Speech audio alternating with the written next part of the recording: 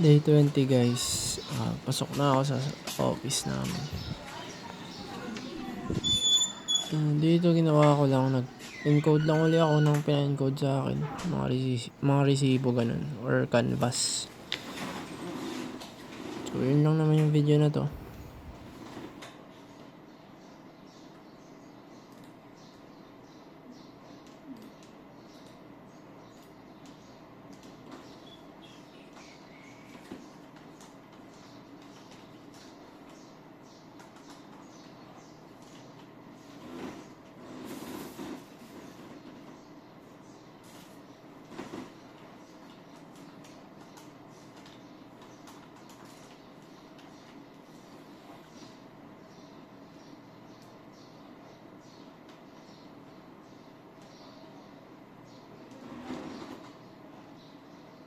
So, gaya nga sinabi ko kanina, ito na yung video na nakunan ko ngayon. So, bye-bye!